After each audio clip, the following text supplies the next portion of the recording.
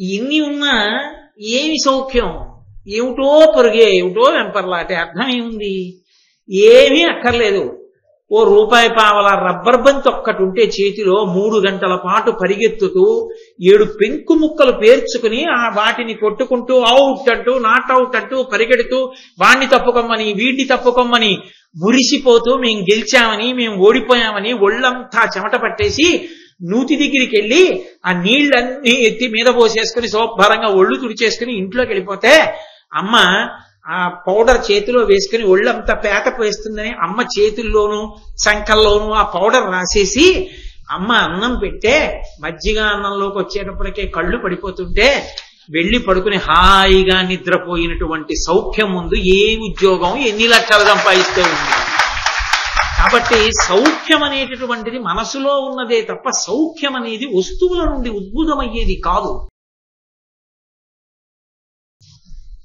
నహుషుడు వీచినటువంటి ప్రశ్నలకి ధర్మరాజు గారు సరి అయినటువంటి సమాధానాలు చెప్పినటువంటి కారణం చేత నహుషుడికి శాప విమోచనం జరిగింది.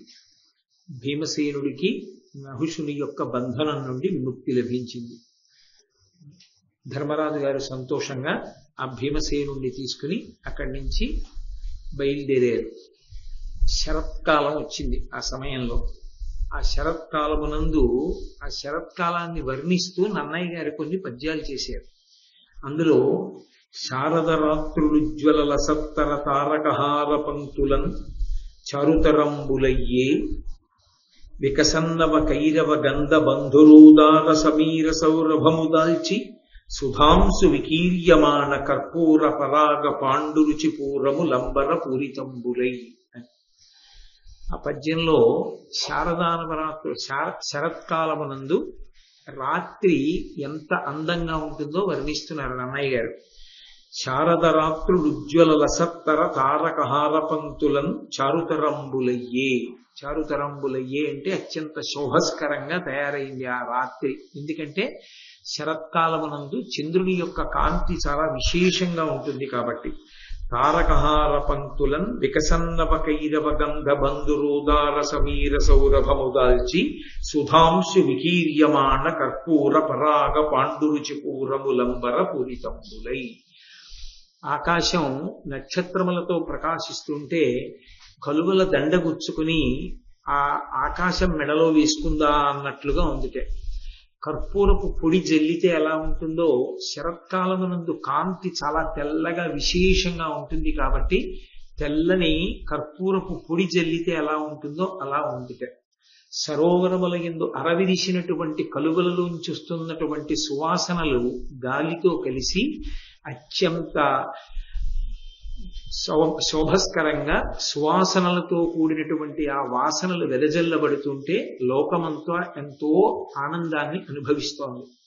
నన్నయ్య గారి యొక్క కవిత్వం ఆంధ్ర మహాభారత రచన ఈ పద్యం దగ్గర పూర్తయిపోయింది. దీని తర్వాత ఇక ఎర్రాప్రగడ గారు పూరణ చేశారు. ఆయన ఒక్క ఆది పర్వాన్ని ఆరణ్య పర్వంలో కొంత భాగాన్ని నన్నయ్య గారు పూర్తి చేశారు. నన్నయ్య గారికి భట్టారక అని ఒక బిరుదుంది. భట్టారక అంటే పూజింపబడవలసిన వాడు అని. ఆయన మహానుభావుడు. ఆయన నోటి వెంట వచ్చిన మాట పొరపాటున కూడా తప్పడానికి వీల్లేదు. అది ఎలా పడిందో ఈ పద్యంలో సంధి విడదీసినప్పుడు చిట్ట చివర ఒక మాట పడింది. అందులో అంబర పూరితంబులై అన్నప్పుడు దాన్ని ముందు వాక్యంతో సంధిని విడదీసినప్పుడు పరపూరితంబులై అని పడింది. పరపూరితంబులై అంటే ఇక ఇక్కడి నుంచి నేను పూరణ చెయ్యను, మహాభారతాన్ని ఇతరులు పూర్తి చేస్తారు అని పరపూరితంబులై. పరులంటే ఇతరులు, వాళ్ళ చేత పూరింపబడుతుంది. ఇక నేను పూర్తి చేసే భాగం పూర్తయిపోయింది అని అర్థం వచ్చేటట్టుగా ఆ పద్యానికి చివర ఉన్నటువంటి మాట పడింది. ఆ పద్యాన్ని పూర్తి చేసి ఆయన రాత్రి విశ్రమించారు. మరునాటి ఉదయానికి ఆయన శరీర త్యాగం చేశారు అని కొంతమంది చెప్తారు. కాదు, రాజరాజ నరేంద్రుడు కాలం చేశాడని కొంతమంది అంటారు. కానీ నన్నయ్య గారు శరీరాన్ని విడిచిపెట్టారన్న దానికే ఆ లోకంలో ఎక్కువగా ప్రచారం ఉంది. కాబట్టి నన్నయ్య గారు ఈ పద్యంతో ఆంధ్ర మహాభారతంలో ఆరణ్య పర్వం యొక్క కొంత భాగాన్ని పూర్తి చేసి విడిచిపెట్టేశారు. తరువాతి కాలంలో వచ్చినటువంటి తిక్కన గారు ఏ కారణం చేతనో అరణ్య పర్వ శేషాన్ని ఆయన పూర్తి చేయలేదు. పూర్తి చేయకుండా విరాట పర్వం దగ్గర నుంచి మొదలుపెట్టారు. కానీ తర్వాత వచ్చినటువంటి ఎర్రాప్రగడ ఈ ఆరణ్య పర్వంలో ఉన్నటువంటి మిగిలిన భాగాన్ని పూర్ణ చేశాడు.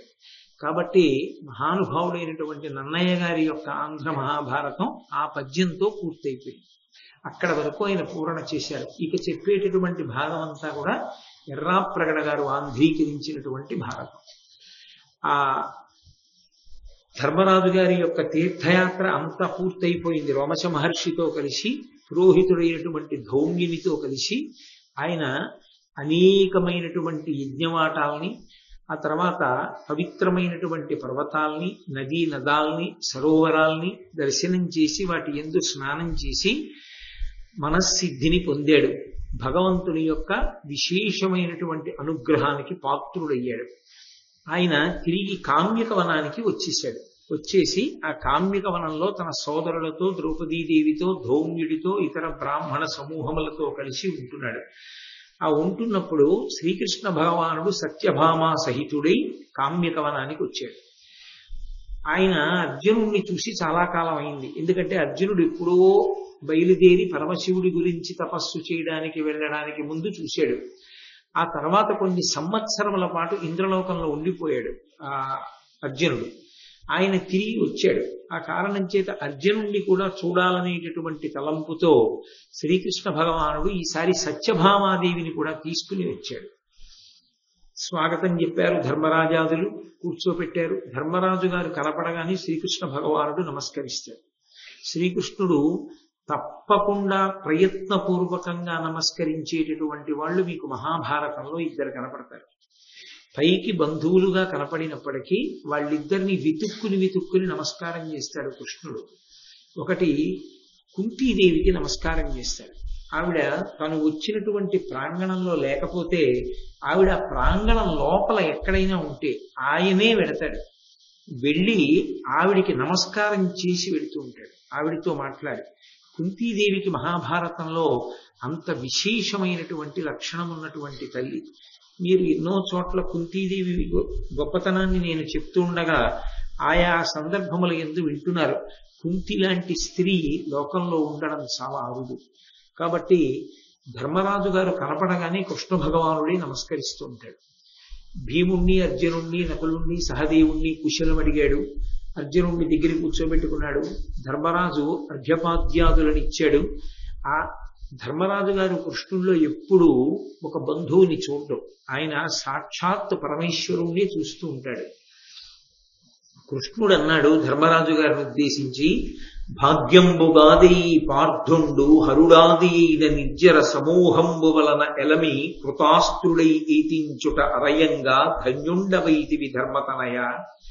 నీ ధర్మనిష్టయు నీ తపంబును చూవే ఇంతకు కారణం బిద్ధచరిత. రాజ్యంబు కంటెను రాజేంద్ర ధర్మంబె ఇష్టమయ్యుండు నీకెల్లనాడు. వేద వేదాంగ విదుడవు వివిధ యజ్ఞకర్తవైతివి. ధనుర్వేద కర్మఠుడవు ధరణియల్ల ఏలిడి రాజధర్మమర సులభమయ్య నీకిహపర శోభనంబు అంటాడు. ధర్మరాజు గారిని ఉద్దేశించి చెప్పినటువంటి ఈ పద్యం చాలా విశేషమైనటువంటి పద్యం. ఆయన తీర్థయాత్ర పూర్తి చేసుకుని వచ్చిన తరువాత ఫలించింది అనడానికి గుర్తు. లోకంలో ఒక విశేషం ఒకటి ఉంది. ఎప్పుడైనా ఎక్కడికైనా తీర్థయాత్రకి వెళ్ళొస్తే తీర్థయాత్ర ఎప్పుడు పూర్తవుతుంది అంటే మన ఇంటికి రావడంతో పూర్తవదు. తీర్థయాత్ర పూర్తవ్వాలి అంటే మొట్టమొదటిది మీరు ఏ ఊళ్ళో ఉంటున్నారో ఆ ఊళ్ళో మీ గురువు గారు కూడా ఉంటే గురువు గారి దర్శనం చెయ్యాలి. గురువు గారి దర్శనం చేసి గురువు గారికి తీర్థయాత్రలో మీరు వెళ్ళినప్పుడు దర్శించినటువంటి క్షేత్రముల యొక్క ప్రసాదాన్ని గురువు గారికి అందించాలి. ఇచ్చి గురువు గారికి నమస్కారం చేయాలి. గురువు గారికి నమస్కారం చేయడంతో తీర్థయాత్ర పూర్తవుతుంది. ఒకవేళ ఏ కారణం చేతనైనా గురువు గారు సౌలభ్యంగా లేకపోతే, అందుబాటులో లేకపోతే, అప్పుడు ఒక దేవాలయాన్ని దర్శనం చేసి అందులో ఉన్నటువంటి గురువుల యొక్క స్థానానికి నమస్కారం చెయ్యాలి. అందుకని నేను ఎప్పుడైనా మనందరం తీర్థయాత్రలకు వెళ్ళొస్తే మర్నాడు ఇక్కడికి వచ్చి జగద్గురువులకి నమస్కారం చేస్తూ ఉంటాను, మా గురువు గారు అందుబాటులో లేకపోతే. కాబట్టి గురువుకి నమస్కారంతో పూర్తవుతుంది. ధర్మరాజు గారి యొక్క అదృష్టం ఏమి అంటే ఆయన తీర్థయాత్ర చేసి రాగానే కృష్ణం వందే జగద్గురు. జగద్గురు అయినటువంటి కృష్ణ పరమాత్మయే సత్యభామా సహితుడై ఆయన వద్దకు వచ్చాడు. వచ్చి ధర్మరాజు గారితో అంటున్నాడు, అస్త్రములన్నీ సాధించినటువంటి వాడు అర్జునుడు, కానీ కృష్ణుడు పొగుడుతున్నది ధర్మరాజు గారిని. అది విశేషం. అర్జునుడికి కూడా ఈ శక్తులు ఎందువలన అలవడ్డాయంటే పైన ధర్మరాజు గారు ఉన్నాడు కనుక. అందుకే పాండురాజు దేవతల్ని వరాల్ని కోరుకోవలసి వచ్చినప్పుడు మొట్టమొదటే ఇంద్రుణ్ణో వాయుదేవుణ్ణో ప్రార్థన చేయలేదు. ఎంత శారీరకమైన బలం ఉన్నప్పటికీ, ఎంత బుద్ధి వైభవం ఉన్నప్పటికీ, ధర్మము చేత రక్షింపబడి ఉండకపోతే, ధర్మమునందు అనురక్తి లేకపోతే, ధర్మానుష్ఠానము లేకపోతే అవన్నీ నిరుపయోగములైపోతాయి. రావణాసురుడు వేదం చదువుకోలేదా? చదువుకున్నాడు. రావణాసురుడికి బలం లేదా? ఉంది. కానీ రావణుడు ఏమి సాధించగలిగాడు లోకంలో? అందుకే నిరంతరము వాళ్ళు ధర్మము చేత రక్షింపబడుతుండాలి. అందుకే మొట్టమొదట ధర్మము యొక్క అనుగ్రహంతో నాకు కుమారుడు కావాలి అని యమధర్మరాజు గారి అనుగ్రహంతో పెద్ద కుమారుడైనటువంటి ధర్మరాజు గారిని కన్నాడు. ఆ ధర్మరాజు గారు పైన ఉండబట్టి పాండవులు ఇప్పుడు రక్షింపబడుతుంటారు. నిన్న భీమసేనుడు రక్షింపబడ్డాడంటే కారణం ధర్మరాజు గారు కాదు. కాబట్టి ఆయన అంటున్నాడు, భాగ్యంబు కాదేయి పార్థుండు హరుడాది అయిన నిర్జర సమూహంబు వలన ఎలమి కృతాస్త్రుడై ఏతించుటయు. ఓ ధర్మరాజా, నువ్వు ధన్యుడవైతివి ధర్మతనయ. ధర్మతనయుడవైనటువంటి ధర్మరాజా, నువ్వు ధన్యుడవయ్యావు. ఎందుకో తెలుసా? నువ్వు ధర్మాన్ని పట్టుకున్నావు కాబట్టే నీ తమ్ముడైనటువంటి అర్జునుడు సాక్షాత్ పరమశివుని యొక్క దర్శనాన్ని పొందాడు. ఎందరో దేవతల యొక్క దర్శనాన్ని పొంది వాళ్ళ అనుగ్రహంతో విశేషమైనటువంటి అస్త్ర సంపదని సమీకరించుకోగలిగాడు. నీ ధర్మనిష్టయు నీ తపంబు చూవి ఇంతకు కారణం బిద్ధచరిత. చాలా స్వచ్ఛమైనటువంటి నడవడగలిగినటువంటి వాడా, ధర్మాన్ని తెలుసుకోవాలనే కుతూహలం, దాన్ని జ్ఞాపకం ఉంచుకోవాలనేటటువంటి అనురక్తి, ధర్మమును నేను పాటించాలనేటటువంటి అధ్యవసాయముతో కూడుకున్నటువంటి బుద్ధి, ఈ మూడిటి వలన కదూ అర్జునుడికి ఈ విజయములన్నీ లభించాయి. రాజ్యంబు కంటెను రాజేంద్ర ధర్మంబె ఇష్టమయ్యుండు నీకెల్లనాడు. ఎప్పుడూ కూడా నీకు రాజ్యం మీద అనురక్తి కన్నా ధర్మం మీదే అనురక్తి. రాజ్యమే పోని ఏవైనా పోని ధర్మాన్ని మాత్రం పట్టుకుని ఉండాలి. ధర్మం పోయి రాజ్యం అంతా వస్తుందంటే, ధర్మం ఒక్కటి వదిలిపెట్టు, నీకు సమస్త రాజ్యం వస్తుంది, సమస్త వైభవాలు వస్తాయి. అంటే ధర్మరాజు గారు ఒప్పుకోడు. శ్రీరామాయణంలో రామచంద్రమూర్తి ఒప్పుకోరు, మహాభారతంలో ధర్మరాజు గారు ఒప్పుకోడు. సాక్షాత్ యాదవులే అనేక సందర్భాల్లో చెప్పారు, మేం వెళ్ళి ధార్తరాష్ట్రుల్ని తెగటార్చేస్తామని. పోనీలేవయ్యా, 13 ఏళ్ళు గడిచే వరకు నువ్వు ఎక్కడో ఉండు.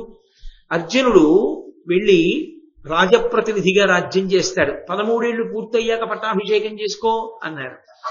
అన్నా ఆయన ఒక్కటే మాట చెప్పాడు, తాతగారు భీష్ముడు, గురువుగారు ద్రోణుడు ఉండగా సభ యందు ప్రమాణం చేశాను, 12 ఏళ్ల అరణ్యవాసం, 1 సంవత్సరం అజ్ఞాతవాసం చేస్తానని. ఇచ్చిన మాట తప్పి సభలో పెద్దల సమక్షంలో నేను కూర్చోలేను. అందుకే ఓపిక పడతాను. 13 ఏళ్ళు పూర్తయిపోయిన తర్వాతనే సంగ్రామం, అప్పటి వరకు నాకు రాజ్యం అక్కర్లేదన్నాడు. అంతటి ధర్మానుష్ఠాన తత్పరుడు, అంతటి సత్యవాది. అందుకే నీకు రాజ్యంబు కంటే నువ్వు రాజేంద్ర ధర్మంబ ఇష్టమయ్యుండు నీకెల్లనాడు. ఎప్పుడూ కూడా నీకు రాజ్యం కన్నా ధర్మం మీదే అనురక్తి. వేద వేదాంగ విదుడవు, వివిధ యజ్ఞకర్తవైతివి, వేదాంగములు చదువుకున్నావు, పైగా అనేకమైనటువంటి యజ్ఞములను చేశావు, ధనుర్వేద కర్మఠుడవు, ధనుర్వేదాన్ని పూర్తిగా తెలుసుకున్నటువంటి వాడివి. ధరణియల్ల ఏలిడి రాజధర్మమర సులభమయ్య నీకిహపర శోభనంబు. నువ్వు ఈ భూమినంతటినీ పరిపాలించడానికి, ఇహాన్ని పరాన్ని కూడా పొందడానికి కావలసినటువంటి యోగ్యతని సిద్ధింప చేసుకున్నావు. కృష్ణ పరమాత్మ చేత ఇన్ని కితాబులు పొందడం అంటే ధర్మరాజు గారి చారిత్రం ఎటువంటిదో మీరు ఆలోచించండి. దూతవ్యాజమునన్ సభాంగణమునన్ దుర్యోధనుండట్లు దుర్నీతింగూరియునర్చినట్టి యగముల్ నిష్కంప ధైర్యోన్నమచ్చేతస్సారుడవైన నీకొకనికించెల్యన్ సహీంపంగా విఖ్యాత క్షాంతులు లేరే ధార్మికులు నీ కంబిట్టిరే ఎవరు. ఓ ధర్మరాజా, ఓర్పు అన్న మాటకి మారుపేరు నువ్వే.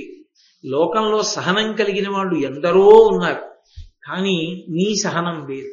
నీ సహనం చేతకాక ఓర్చినటువంటి సహనం కాదు. నీ సహనంలో ధర్మం ముడిపడి ఉంది. ఎందుకని?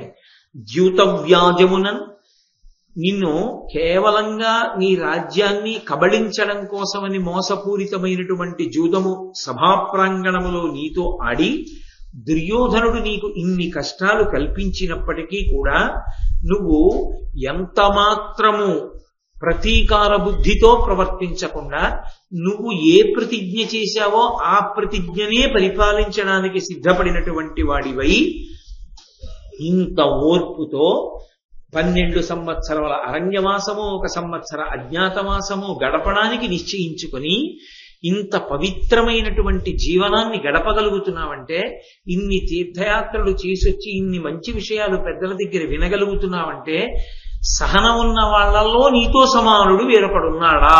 లేడు. అది శ్రీకృష్ణ పరమాత్మ అంతటి వాడిచ్చినటువంటి కితాబు అని ఆయన వినుత భవన్ నియోగ మమవేల అలంఘ్యముగాన ఇమ్మీన్ ఘనభుజి వీచి విభ్రమ వికాసము జూపక నిల్చెగాక సజ్జననుత చూడని అనుజసాగరముల్ దరితోడ విద్యుషజ్జన లయకాలులై కడగు సర్వజగంబులను ఆక్రమింపగన్. కృష్ణ పరమాత్మ భీమార్జునునకులు సహదేవుల్ని నీ తమ్ముళ్ళు అంటలేరు. వాళ్ళు నలుగురు 4 సముద్రములు. ఆ 4 సముద్రముల యొక్క కెరటములే వాళ్ళ భుజాల్లోంచి ప్రకటితమయ్యేటటువంటి పరాక్రమం. ఆ 4 సముద్రములు ధార్తరాష్ట్రులను ముంచెత్తగలవు, ముంచెత్తి నీకు రాజ్యం ఇవ్వగలవు. కానీ ధర్మం కోసం నువ్వు ఇలా అన్నావు, అది చెలియలి కట్టయింది. నువ్వు ఇలా అంటే వాళ్ళు ఆగిపోయారు. ఇలా అంటే ఆగిపోవడం వాళ్ళ భక్తి. ధర్మం కోసం ఇలా ఆపడం నీ గొప్పతనం. ఇటువంటి అన్న తమ్ముళ్ళు ఉండడం, వాళ్ళని చూడడం నా భాగ్య విశేషం. కాబట్టి మహానుభావ, ఎంత గొప్ప విశేషమయ్యా! నిజంగా శత్రువుల్ని ఓడించాలనుకుంటే సముద్రమే పొంగి భూమి మీదకి వచ్చేయాలనుకోండి, దానికి పెద్ద విశేషమా? వచ్చేస్తుంది. కానీ చెలియలి కట్ట అని అది పెట్టుకుంది ఒక నియమాన్ని. పరమేశ్వరుడు పెట్టాడు, నువ్వు ఈ చెలియలి కట్ట దాటకూడదు అని. అందుకని ఒక గోనె సంచిలో పడవేసి మూట కట్టేస్తే కాళ్ళు తన్నుకుంటున్న వాళ్ళే కెరటములు అక్కడ దాకా వచ్చి మళ్ళీ వెనక్కి వెళ్ళిపోతుంటాయి. అలా వెళ్ళిపోవడానికి కారణం పరమేశ్వరుడు ఇలా అన్నాడు, నువ్వు అలా రాకూడదన్నాడు. అన్నాడు కాబట్టి అలా ఉండిపోయింది. చెలియలి కట్ట దాటదు. పరమేశ్వరుడి ఆజ్ఞకి సముద్రం ఎలా చెలియలి కట్ట దాటదో అలా నువ్వు ఇలా అంటే నీ తమ్ముళ్ళు చెలియలి కట్ట దాటరు, యుద్ధానికి వెళ్ళరు, ఎంత పరాక్రమం ఉన్నారు. కానీ ఒక రోజు వస్తుంది నువ్వు ఇలా అంటావు. అన్ననాడికి ధార్తరాష్ట్రులు ఉండరు. ఇది ధర్మరాజా నీ గొప్పతనం. ఇలా అనడానికి కారణం ఇంకొకటి కాదు, కేవలము నీ ధర్మమే, నీ సత్యమే. ఒకనాడు కర్ణాది వీరులను ఓడించడానికి కావలసినటువంటి శక్తి ఉన్నదో లేదో అన్నావు. కానీ ఇవాళ అర్జునుడికి ఆ శక్తి వచ్చిందిగా. నిజంగా నువ్వే కోరుకుంటే రెండిరా వెళ్ళి ధార్తరాష్ట్రుల్ని చంపేద్దాం అనొచ్చు. కానీ నువ్వు అంటలేదు, వద్దు వద్దు అంటున్నావు ఇలా. ఎందుకని? ధర్మం కోసం. నేను సభలో అన్న మాటకి కట్టుబడి ఉండాలంటున్నావు. సత్యధర్మములకు నీలా కట్టుబడినటువంటి వాడెవరున్నాడు? నీ మాట అనబడేటటువంటి శాసనానికి మిగిలినటువంటి తమ్ముళ్ల పరాక్రమం అనేటటువంటి సముద్రము చెల్లిలి కట్ట దాటకుండా ధార్తరాష్ట్రుల మీద పడకుండా ఆగింది. కాబట్టి నిజంగా చాలా గొప్ప విశేషమయ్యా ఇది, మీ అన్నదమ్ముల మధ్య ఇటువంటి పొత్తు ఉండడం అంటూ ద్రౌపదీదేవి వంక చూసి ఆమెతో అంటున్నారు, నీ పుత్రులేవురు నీరజలోచన ఎదుకుమారుల దారు ముదముతోడా అనుపమ స్నేహ సమాహిత హృదయులై కరి హయారోహణ పరత తగిలియాడుచు వివిధ శస్త్రాస్త్ర ప్రయోగముల్ కరచచు ఒండెల్లమరిచియున్నవారు ప్రద్యుమ్నుండు వారికి దివ్యాస్త్ర జాతంబులెల్లను ప్రీతి నొసగే తన్వి ఆ సుభద్ర తన పుత్రు కంటే నీ తనయులందు కూర్మి దనరచేయు ఉరడిల్లుమింక ఉజ్వలోన్నతుల పెంపారగాల కాలము అనతి దూరమయ్యే. ఎవరితో ఎలా మాట్లాడాలో నిజంగా తెలుసుకుని ఉండాలి.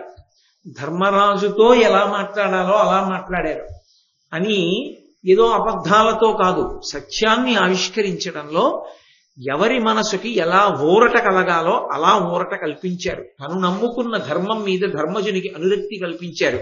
ఇన్ని సంపాదించుకొచ్చాను నీ గొప్ప అనుకుంటున్నావేమో, పైన మీ అన్న ఉన్నాడు కనుక. అర్జునుడికి పరోక్షంగా హితం చెప్పారు, గర్వించడానికి నీ గొప్ప కాదు, పైన ధర్మరాజు ఉన్నాడు కనుక అని. అలాగే ద్రౌపదీదేవితో మాట్లాడుతున్నారు, అమ్మా బెంగ పెట్టుకోకు, నీకు ధర్మజ భీమ అర్జున నకుల సహదేవుల వలన 5 కుమారులు ఉన్నారు, వాళ్ళని ఉపపాండవులు అంటారు. ఆ ఉపపాండవులు 5 నువ్వు చాలా దూరంగా ఉన్నావు. ఆ 5 ఎలా ఉన్నారో నీ తల్లి ప్రేమ లాగుతూ ఉంటుంది నాకు తెలుసు. కానీ నీ బిడ్డలు చాలా సంతోషంగా ఉన్నారమ్మా. ఎదుకుమారుల దారుముదముతోడ అనుపమ స్నేహ సమాహిత హృదయులై కరి హయారోహణ పరదగిలియాడుచు వివిధ శస్త్రాస్త్ర ప్రయోగములు కరచుచు ఒండెల్ల మరచి ఉన్నవారు. వాళ్ళకి అసలు కాలము తెలియట్లేదు, ఒళ్ళు తెలియట్లేదమ్మా. అమ్మకి పెద్ద బెంగ ఎప్పుడు వస్తుందంటే, పిల్లాడు ఏడుస్తున్నాడు, అమ్మా అమ్మా అంటున్నాడు అన్నారనుకోండి, తల్లి ఎక్కువ బెంగ పెట్టేసుకుంటుంది. ఒక్కొక్కసారి దురదృష్టవశాత్తు తల్లి ఏ వైద్యశాలలోనూ ఉండవలసి వచ్చిందనుకోండి, చిన్నపిల్లలు ఇంట్లో ఉంటే అస్తమానం హాస్పిటల్కి తీసుకెళ్లాలండి. కానీ అమ్మ అన్నం పెడితే తినడం అలవాటు వాళ్ళకి, మేనత్త పెడుతూ ఉంటుంది. పెడుతూ 3-4 రోజుల్లో తల్లి వచ్చేస్తుంది. తల్లి ఈ మేనత్త వైద్యశాలకు వెళ్ళినప్పుడు అడిగే మొదటి ప్రశ్న ఏంటంటే, పిల్లలు అన్నం తిన్నారా వదినా అంటుంది. అంటే వాళ్ళకి అసలు ఒళ్ళే తెలియట్లేదు. చక్కగాను మా పిల్లలు వచ్చారు కదూ, మా పిల్లలు నీ పిల్లలు కలిసి హాయిగా ఆడుకుంటున్నారు. వాళ్ళు ఎప్పుడో ఓసారి అమ్మ వచ్చేస్తున్నారు రేపు అంటున్నారు, పడుకుంటున్నారు. అంటే కృతజ్ఞులు, నన్ను మరిచిపోయారు చూసావా అంత అమ్మ. అది అమ్మకున్న గొప్పతనం. మీరు లోకంలో ఈ మాట ఇంకెవరితోనన్నా అన్నారనుకోండి, కృతజ్ఞుడు చూసారా ఎలా మరిచిపోయాడో, కనీసం నన్ను స్మరించట్లేదనమాట, ఆడుకుంటున్నాడు హాయిగా అంటారు. అమ్మ అలా అందో, ఫోన్లే అలా మరిచిపోయి ఉండని, 1-2 రోజుల్లో ఇంటికి వచ్చేస్తానుగా, పాపం వాడికి అన్నం తినకపోతే వాడు నీరసపడిపోతాడు, ఫోన్లే అన్నం తింటున్నాడు కదా అని కళ్ళు మెరుస్తాయి అమ్మవి. అమ్మ కళ్ళు మెరిసేటట్టు మాట్లాడడం ఎలాగో, అమ్మ మనసుని సంతోషపెట్టడం ఎలాగో కృష్ణుడి దగ్గర నేర్చుకోవాలి. అమ్మతో మాట్లాడేటప్పుడు ఎంత జాగ్రత్తగా మాట్లాడుతున్నాడో చూడండి. వాళ్ళు ఒళ్ళు మరిచిపోయారమ్మా. వాళ్ళకి అసలు తెలుస్తోంది ఏమిటి, ఏం ఆడుకుంటున్నారో మా ఇంట్లో.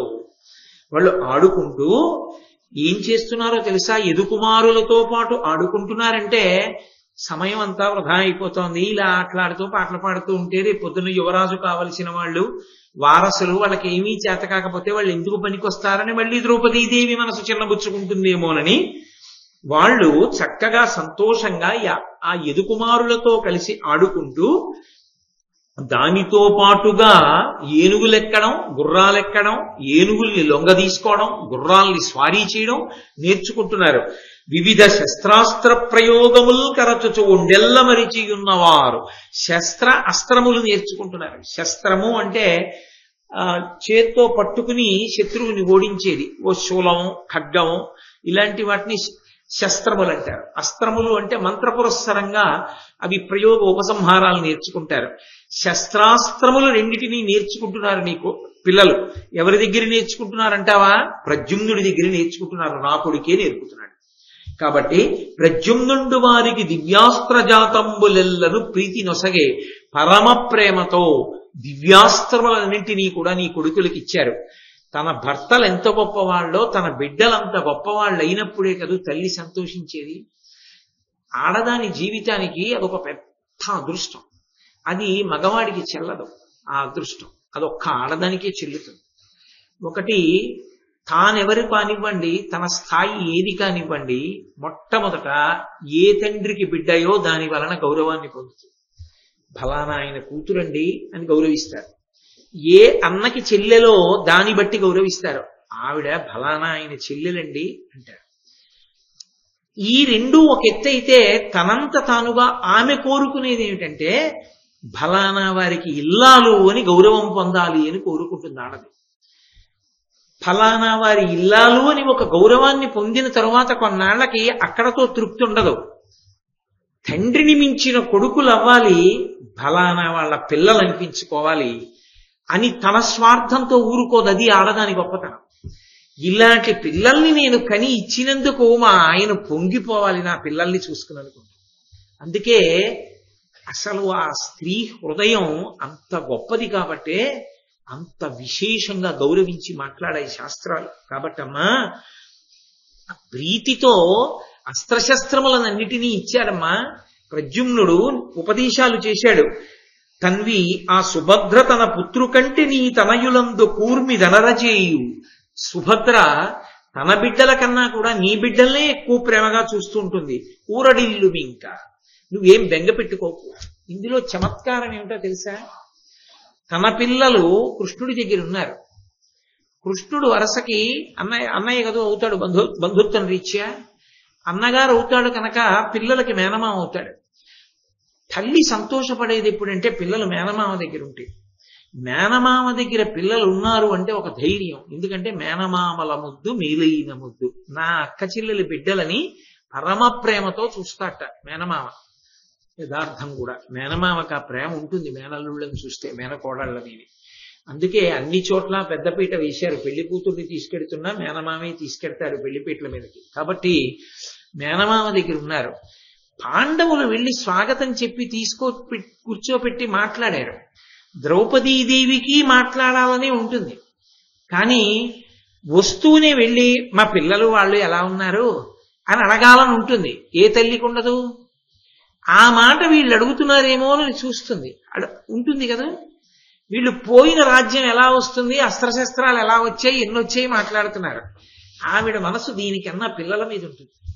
అందుకని ఇవి సరేగానండి పిల్లలు ఎలా ఉన్నారు అని అడగాలంటుంది. పెద్దవాళ్ళతో మాట్లాడుతున్నాం కదా, ఏమిటి నువ్వు మధ్యలో అంటారేమో అని భర్తల మీద గౌరవానికి ఆగిపోతుంది. కృష్ణుడు వాళ్ళతోనే మాట్లాడుతున్నాడు. తన వైపు తిరిగితే ఓసారి అడగాలని ఉంది, అటువైపు మాట లాగి ఒకసారి ఇటు తిరిగాడు అనుకోండి, అన్నయ్య అన్నయ్య పిల్లలు ఎలా ఉన్నారు అని అడగాలని కుతూహలం ఉంటుంది. ఏ తల్లికి ఉండదండి? తల్లులు మీకుండదు? ఉంటుంది. కానీ అవకాశం రావద్దు. అప్పటి వరకు ధర్మరాజు గారితో మాట్లాడుతున్నాడు కృష్ణుడు. చూస్తోంది తన వంక, చూస్తాడేమోనని. అది నాటకీయత అంటే. ఆయన అసలు ఆవిడ అడగడానికి అవకాశం ఇవ్వలేదు. ఆవిడ మనసులో ఎన్ని ప్రశ్నలు వేద్దాం అనుకుందో అన్నిటికీ కూడా ఆవిడ సంతోషించదగ్గ జవాబులన్నీ చెప్పేశాడు. ఇప్పుడు పిల్లలందరూ బాగున్నారు, వీళ్ళ కష్టాలు ఎప్పటికి తీరుతాయి? నా కష్టం అందో. ఇల్లాలికున్న గొప్పతనం అదే. ఆయన ఎప్పటికీ గట్టును పడతారండి అంటే.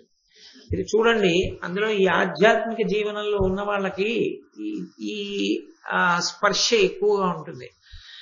ఏదో చాలా కష్టాల్లో కూరుకుపోయినటువంటి దంపతులు ఏదో ఇలా ఇబ్బందుల్లో ఉండిపోయామండి, దాంట్లోంచి నేను ఎలా బయటకు వస్తానంటాడు భర్త. ఆవిడ అలా అందో. ఆవిడ కూరుకుపోయిందిగా. ఆవిడ తాను కూరుకుపోయానని కాదు, ఆయన కూరుకుపోయి ఏడుస్తున్నాడని ఆవిడ బాధ.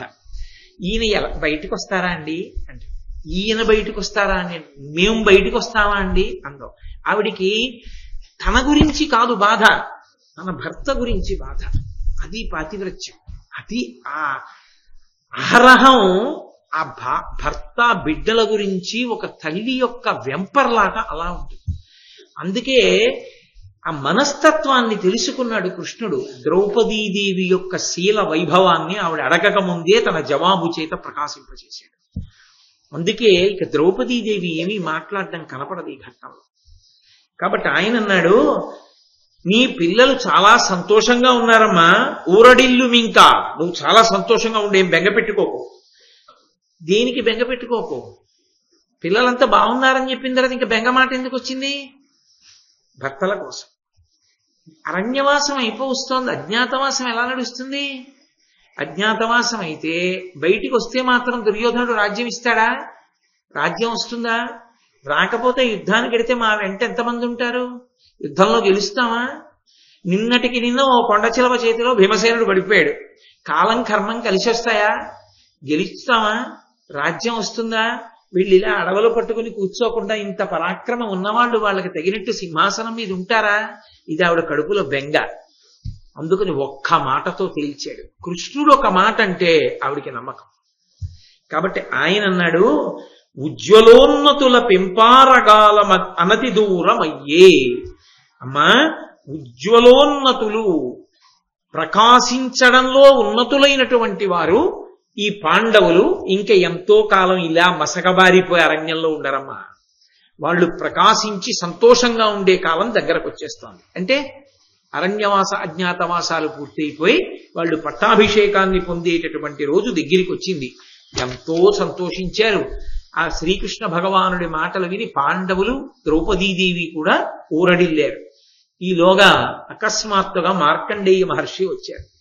మిగిలిన మహర్షులు ఒకెత్తు, మార్కండేయ మహర్షి ఒక్కరూ ఒకెత్తు. ఎందుచేత అంటే ఆయన ఎన్ని యుగాలు చూశాడు, ఎన్ని కల్పాలు చూశాడు, ఎన్ని కల్ప సంధులు చూశాడు, ఎన్ని ప్రళయాలు చూశాడు, ఎన్ని ప్రళయాల తర్వాత పరమేశ్వరుడు ఎక్కడ ఎలా పడుకుంటాడో చూశాడు.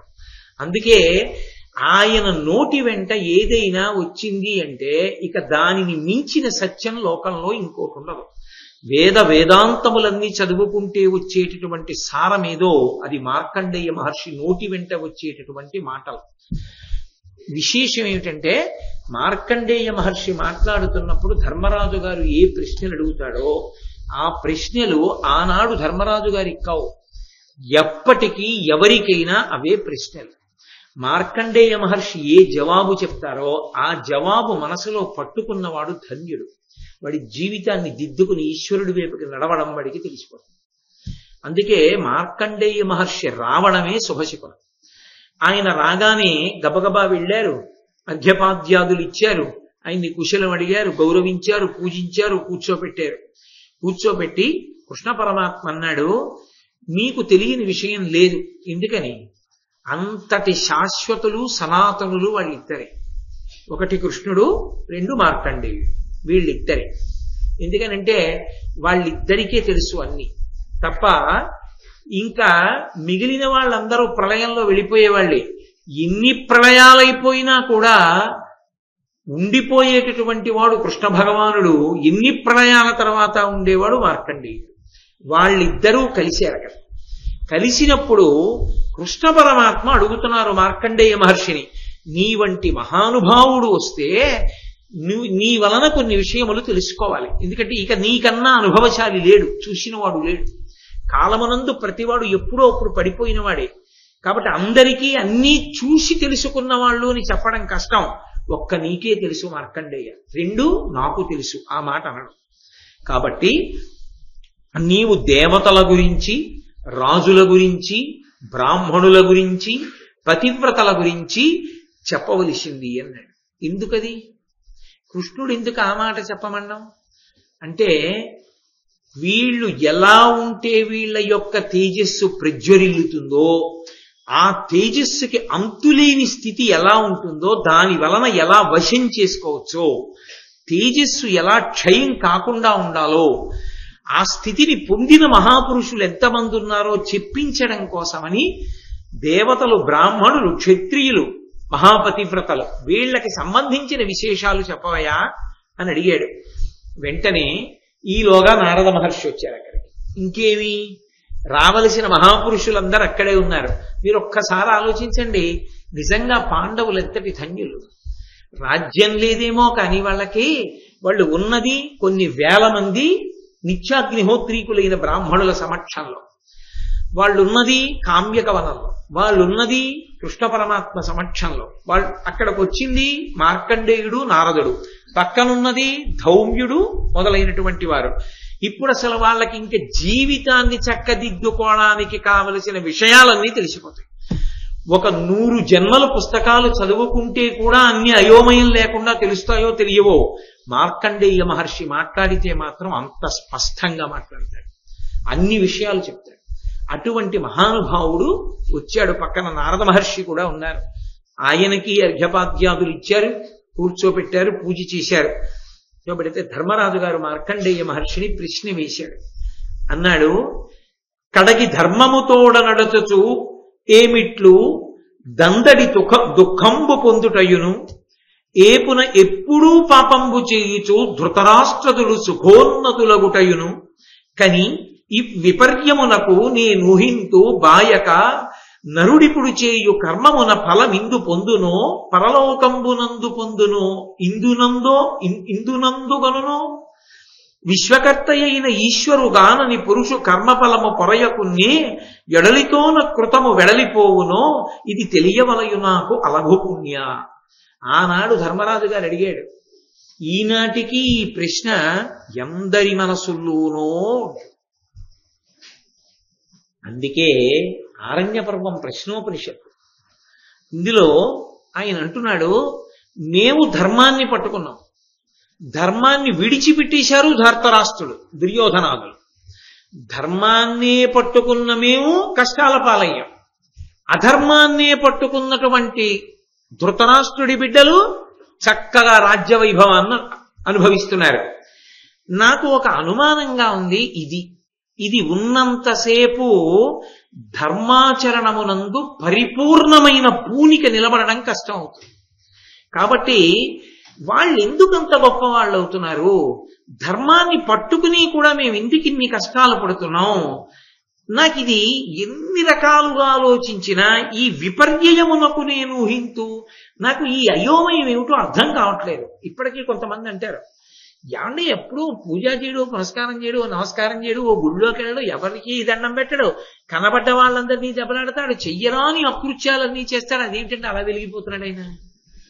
ఆ ధర్మం పట్టుకున్నవాడు పాపం నీతిని నిజాయితీని నమ్ముకున్నవాడు ఏమిటంటే అలా అయిపోయాడు. అసలు ఈశ్వరుడు ఉన్నాడా అంటుంటారు. ఈ ప్రశ్నే ధర్మరాజు గారు అడిగాడు. మార్కండేయ మహర్షిని అడుగుతూ ఇంకొక గొప్ప అనుమానాన్ని కూడా జోడించాడు. ఒకవేళ నాకు అనుమానం, బాయక నరుడిపుడు చేయు కర్మమున ఫలం ఇందు పొందునో పరలోకంబునందు పొందునో ఇందునందుగనునో. ఇప్పుడు మేము ధర్మాన్ని పట్టుకున్నాం కదా, ధర్మానికి వచ్చేటటువంటి ఫలితం ఇక్కడ రాకుండా ఒకవేళ పరలోకంలో వస్తుందా? అంటే ఇక్కడ మేము ఈ రాజ్యం పొందడం అన్నది లేకుండా చచ్చిపోయిన తర్వాత స్వర్గానికి వెళ్తామా? ఒకవేళ స్వర్గానికి వెళ్ళడం కాకుండా మేము పట్టుకున్న ధర్మం, మేము చేసిన పుణ్యాల వల్ల ఇక్కడ రాజ్యం ఒకటే వచ్చి ఇక్కడ స్వర్గం రాకుండా పోతుందా?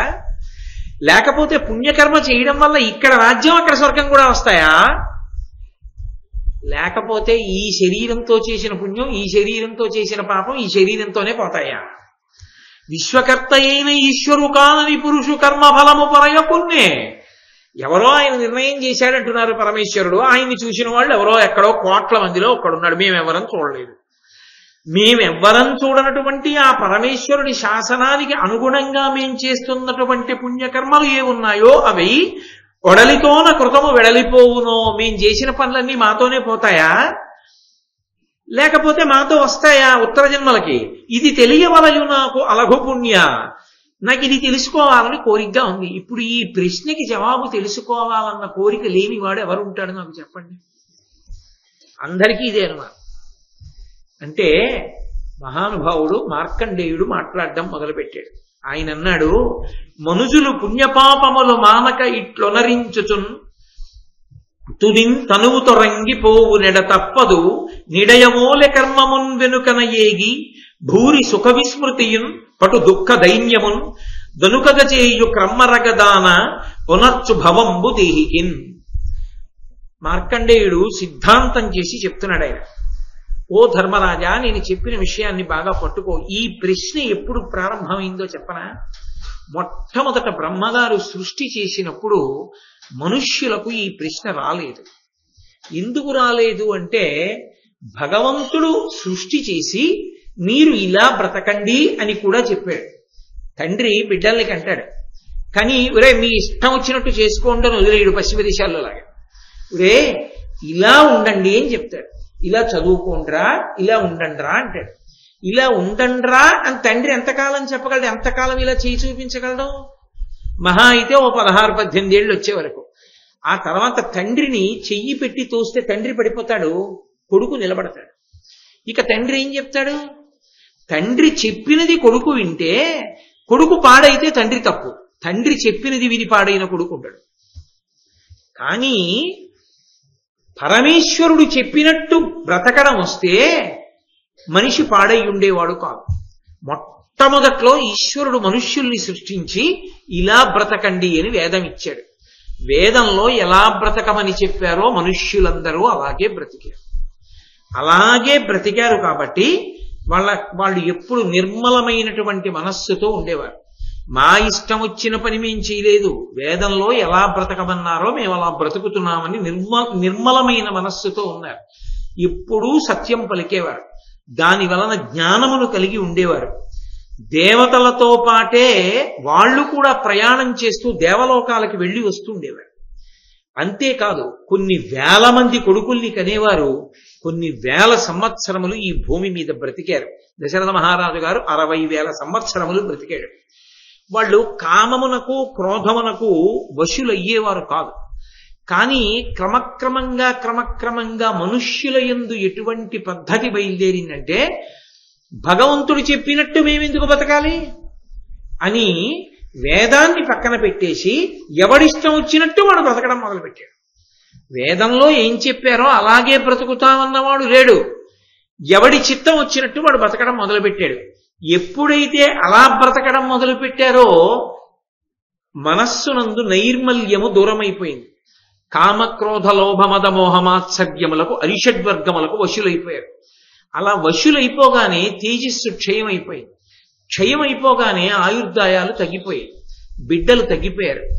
ఎక్కడ చూసినా ఎవరు ఇంకొకళ్ళని ఎలా మోసం చెయ్యొచ్చు అన్న ఆలోచనలే బయలుదేరిపోయి, ఈ బయలుదేరిపోయిన కారణం చేత అందరూ ధర్మాన్ని పట్టుకున్న వాళ్ళు లేరు.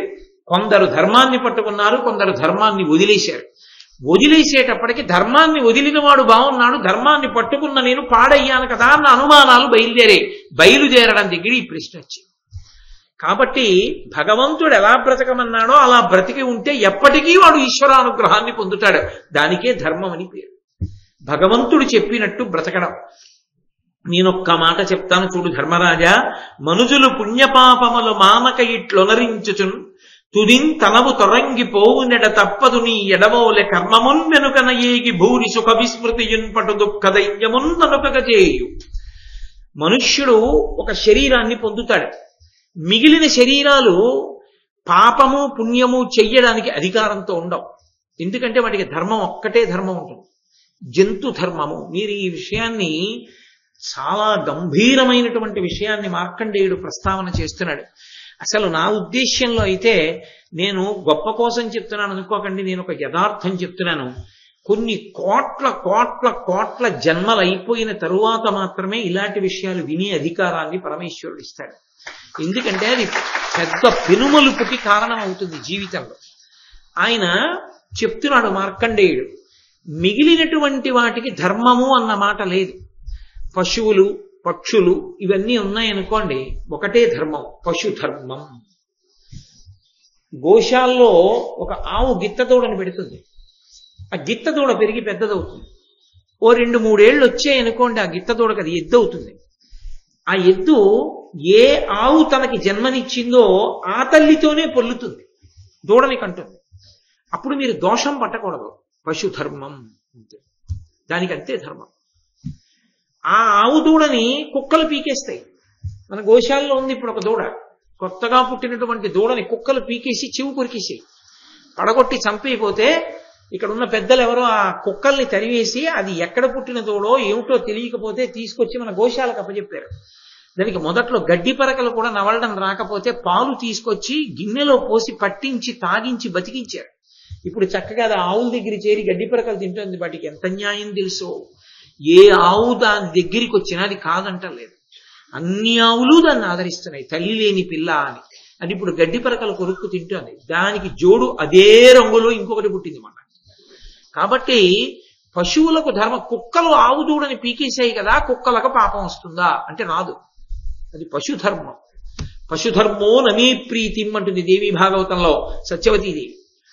పశువులకు ధర్మం ఒక్కటే, దానికి ఏ ఆలోచన వస్తే అది చెయ్యవచ్చు. అందుకే పాపము పుణ్యము దానికి లేదు. కుక్క పందిపిల్లని పీకేస్తే కుక్కకి పాపం వస్తుందా అంటే రాదు.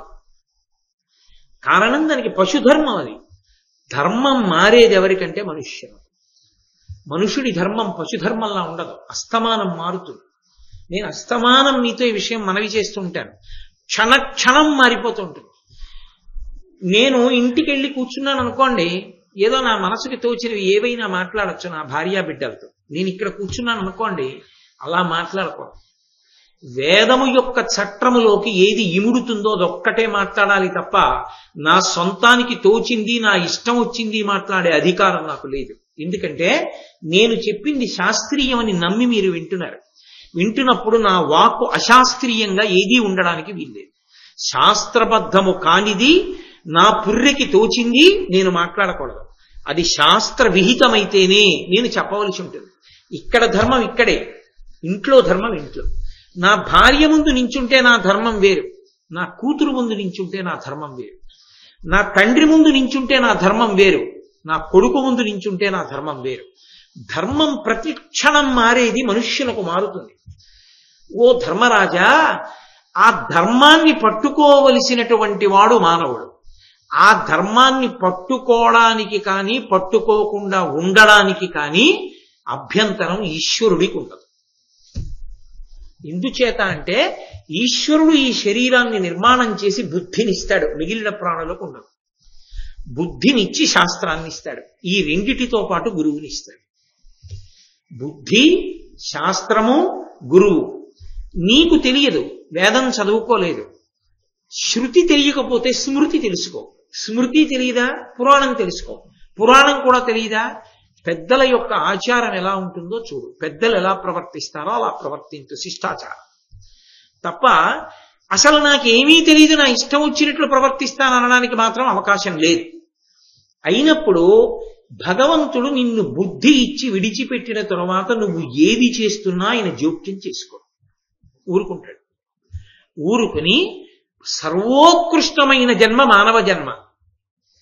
ఇక్కడికి వచ్చిన తరువాత ఒక లక్షణం ఉంటుంది. దీనికి ఒక గొప్పతనం ఉంది.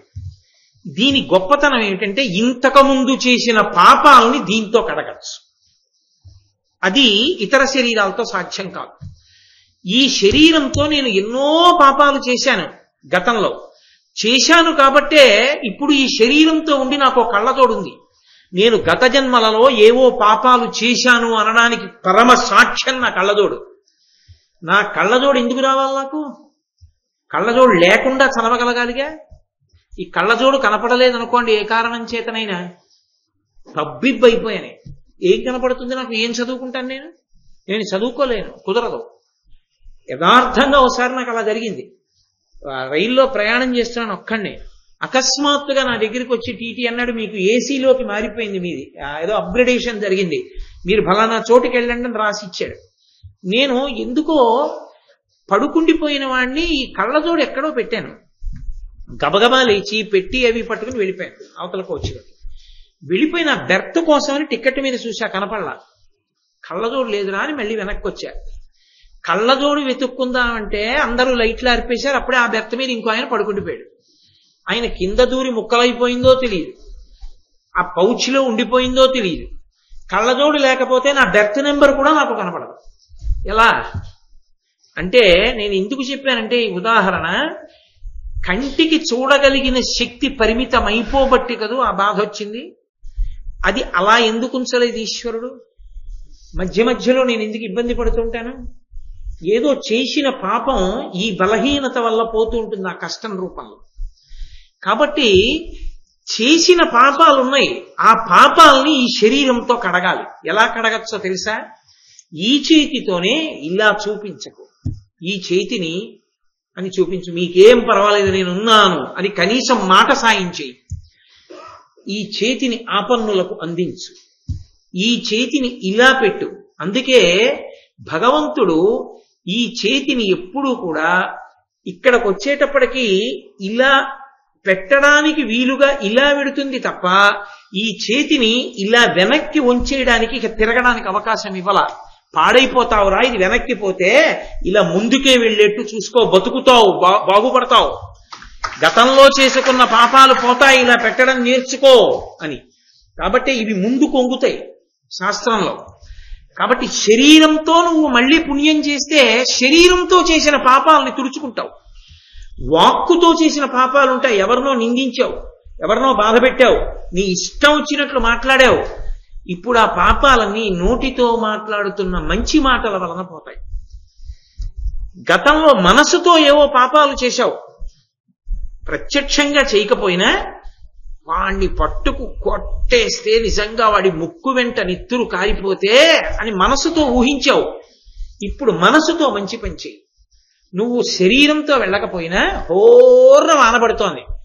అయ్యప్ప స్వామి దేవాలయంలోకి వచ్చి ప్రదక్షిణం చేసి కృష్ణ పరమాత్మని, పరదేవతని, అలా దత్తాత్రేయ స్వామిని, అలా మెట్లెక్కి పైకెక్కెళ్ళి సింధూరం రంగుతో ఉన్నటువంటి గణపతిని, అలా తిరిగి వచ్చి నిలబడిన సుబ్రహ్మణ్య స్వామిని, ఇలా వచ్చి ఆ గంటల మధ్యలో ధ్వజస్తంభాన్ని, అలా ముందుకెళ్లి యోగపట్టంతో కూర్చున్నటువంటి అయ్యప్ప స్వామిని, ఆయన పక్కన వెలుగుతున్నటువంటి దీపాలని, దీపాల కాంతులలో స్వామి వైభవాన్ని, ఆ పక్కన ఉన్న అరుగుల్ని, రోజూ జరిగేటటువంటి గణపతి హోమం వేదికని, మహాభారత ప్రసంగాలు జరుగుతున్నటువంటి వేదికని, కూర్చున్నటువంటి భాగవతుల్ని అందరినీ మనసుతో ఊహ చెయ్యి. మంచి విషయాల్ని ఊహ చేస్తే ఆ ఊహ చేసినటువంటి కారణం చేత మనసుతో చేసినటువంటి పాపాలు పోతాయి.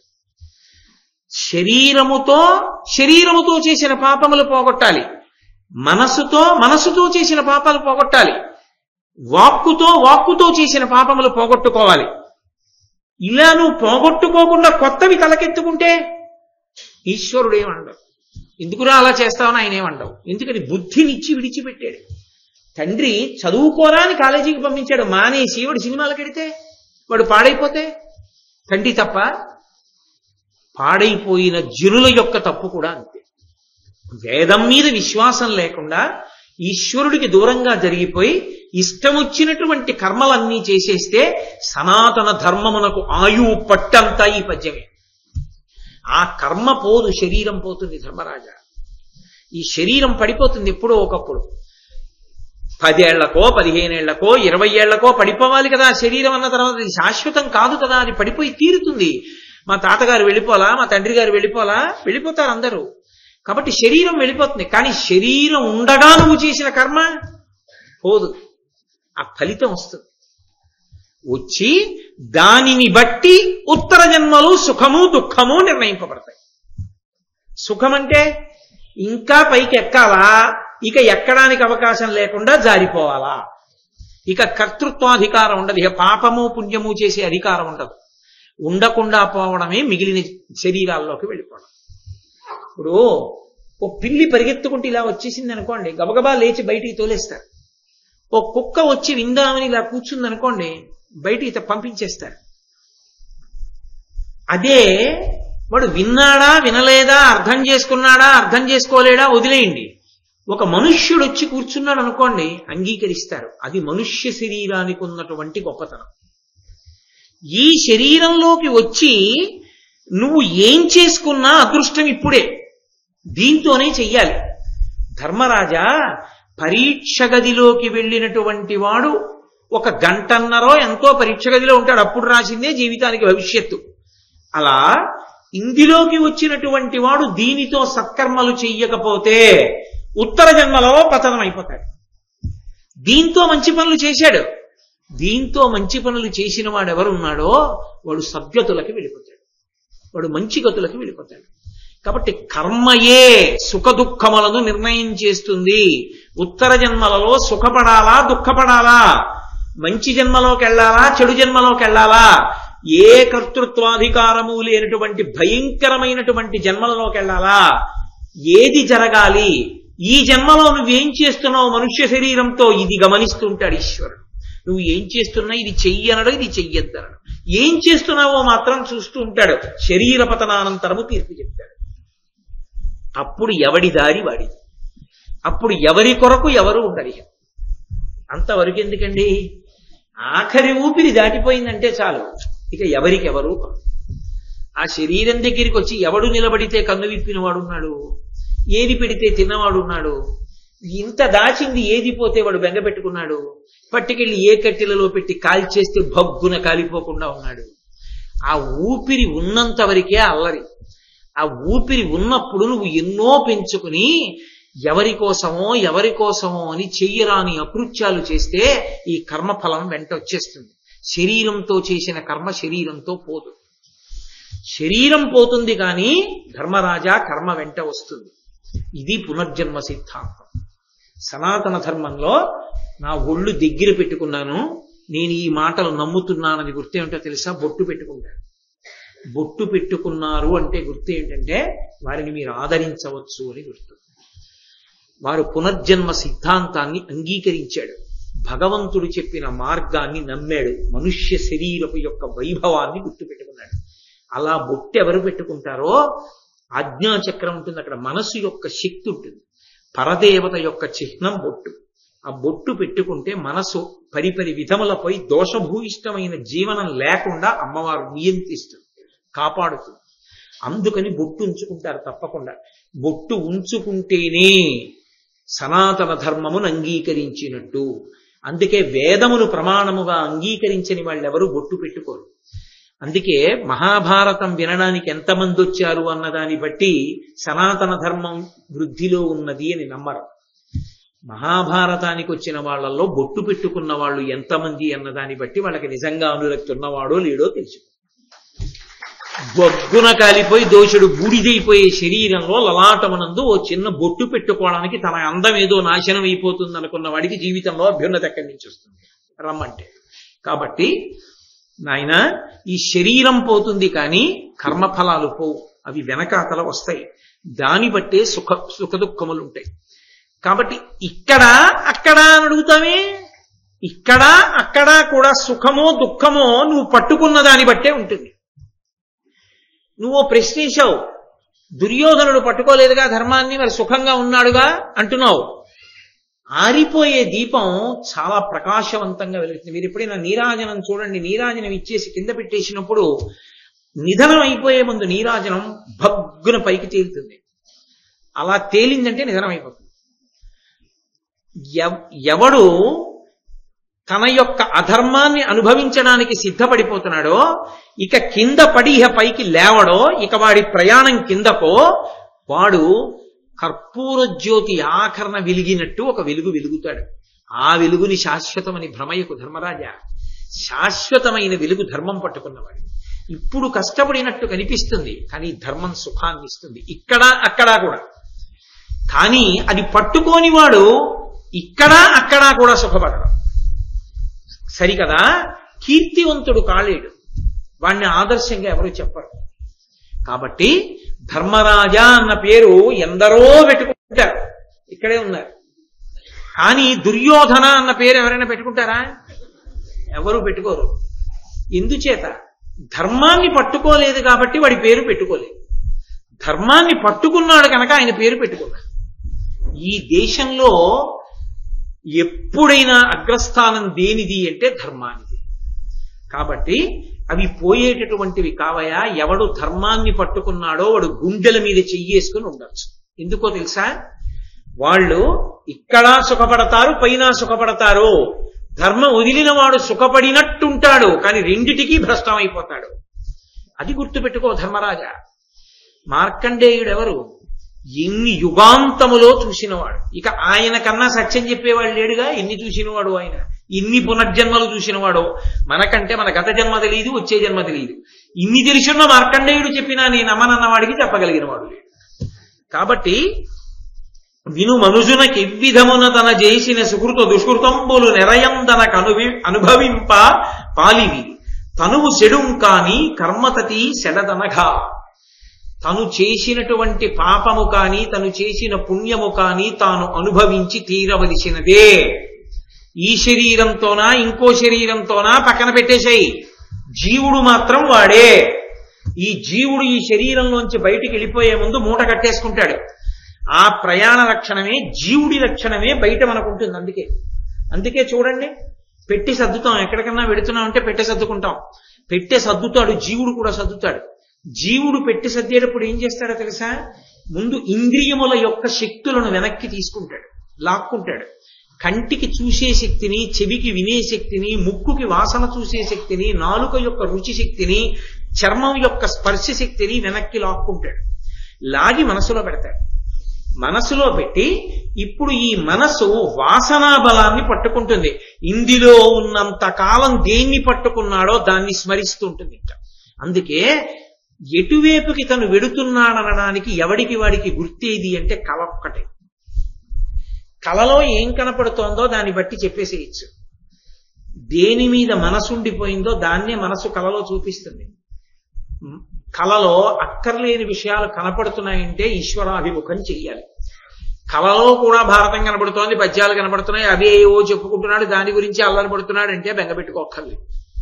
ఎందుకని అంటే ఇదే అలవాటు ఉండిపోతుంది. చివర ఇంద్రియ వాసనల్ని మనసు పట్టుకుంటుంది, మనసు వాసనాబలాన్ని పట్టుకుంటుంది. పట్టుకుని ఎట్నుంచి పారిపోదామని చూస్తుంది. భాగవతంలో మీరు విన్నారు, ప్రజ్వరుడు అని వస్తాడు, వాడు కోట శిథిలం చేస్తాడు. ప్రజ్వరుడు అంటే జ్వరం, వ్యాధి. వాడు కోట యొక్క సంధిబంధములను విడగొట్టేస్తాడు. ఇక కాళ్ళు చేతులు అవి కదలం. అప్పుడు అందుకే కొడుకొచ్చి నాన్నగారండి నాన్నగారండి నడుస్తాడు. అంటాడు కానీ వినపడదు. ఎందుకనంటే తీసేసుకుంది, జీవుడు వెనక్కి తీసేసింది వినేశక్తిని. ఇంకే కొడుకు తులసి నీళ్లు పోయడం ఏమిటి? నువ్వెందుకు తాగలా? ఈశ్వరుడి పాదాల మీద పోసి తీర్థం ఎందుకు పుచ్చుకోవాలా? ఉన్నప్పుడు వాడిపోయడం ఎందుకు? కర్మ. హాయిగా నువ్వు నారాయణ నారాయణ నారాయణ నారాయణ నారాయణ నారాయణ అంటూ చక్కగా సాలగ్రామం మీద నీళ్లు పోసి శ్రీ మహావిష్ణు పాదోదకం పావనం శుభం అని నువ్వే పుచ్చుకుంటే గొడవ వదిలిపోనుగా.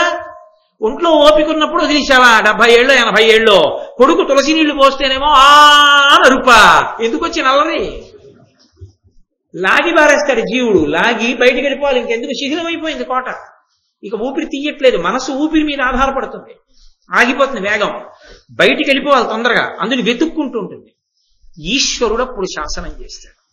పైకి వెళ్ళొచ్చా చూస్తాడు. ఊర్ధ్వముఖ చలనం చెయ్యాలి అంటే పుణ్యబలం ఉండాలి, శాస్త్రమునందు నమ్మకం ఉండాలి, గురుపాదముల యందు గౌరవం ఉండాలి. అది ఉన్నవాడు ఊర్ధ్వముఖ చలనాన్ని అంగీకరిస్తాడు. లేనినాడు అధోముఖంగా చలనం చేసి కిందకెళ్ళి వెతుక్కుంటుంది దారి. వెతుక్కుని కనీసం స్వేదరంధ్రంలోంచి వెళ్ళిపోతాడు. అంతే. తెరిచిన కళ్ళు తెరిచో, మూసిన కళ్ళు మూసో, అరమోట్పు కన్నులో ఆగిపోతాడు. ఎప్పుడు అయిపోతాడు ఎవరికీ తెలియదు, చటుక్కున అయిపోతాడు. అయిపోయిన తర్వాత జీవుడు వాడే.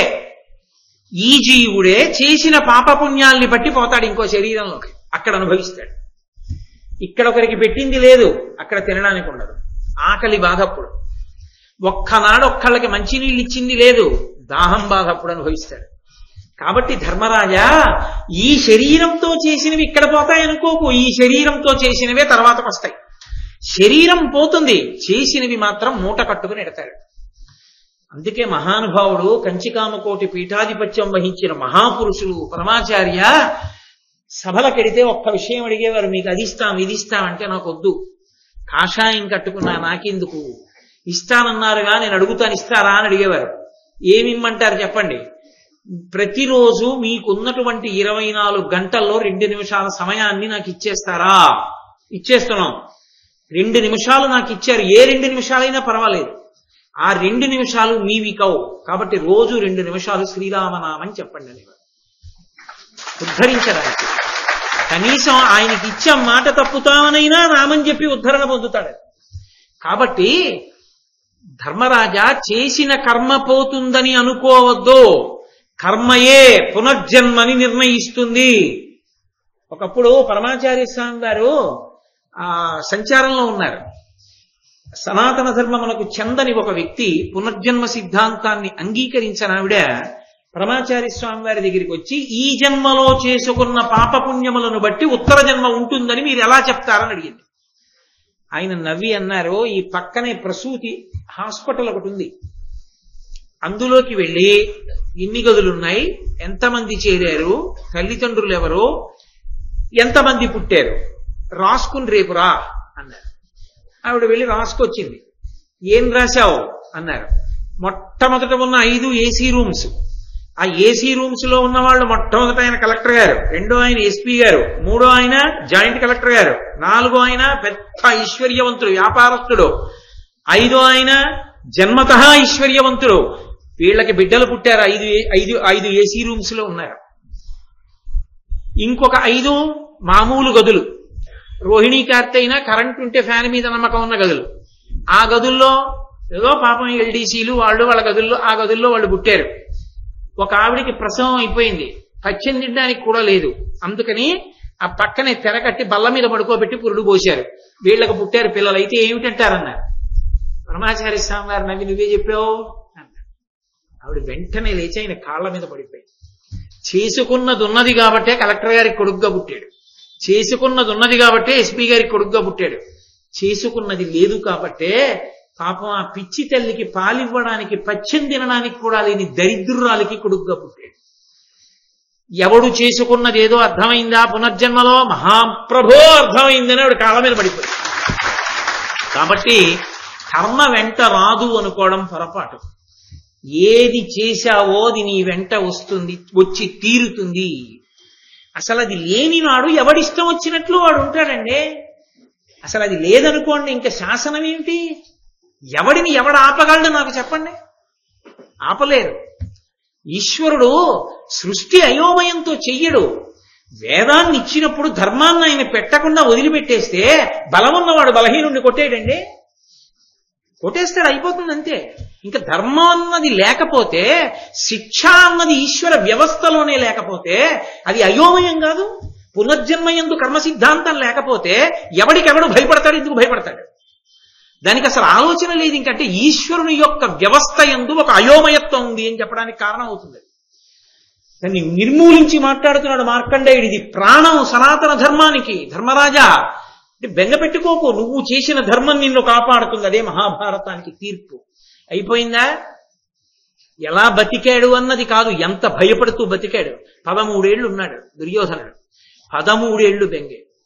ఎన్ని కష్టాలు పడ్డాడో పాండవులను అవమానిద్దామని అనుకున్నప్పుడల్లా వాళ్ళు ఇంకా తేజస్సు పొందారు.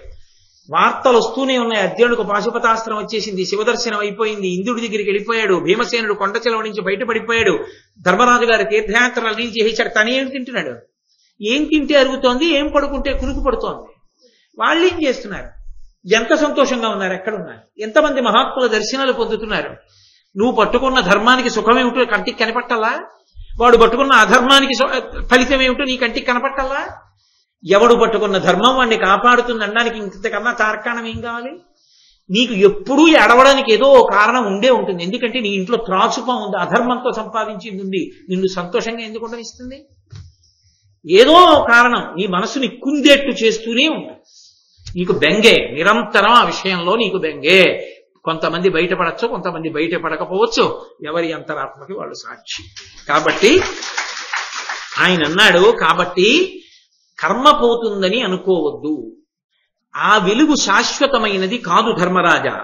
ధర్మము సల్పుచుందగిలి ధర్మపదంబున చేసి అర్థము పెర్మియుగాంచి ధర్మ విధి వెండిలి అయి ప్రజల సృజించి సత్కర్మములం ప్రశస్తములుగా క్రతువుల ఒనరించు సజ్జనుల్ ధర్మజ ఇందు అందును ముదంబునగాంతురభిష్ట సౌఖ్యములు.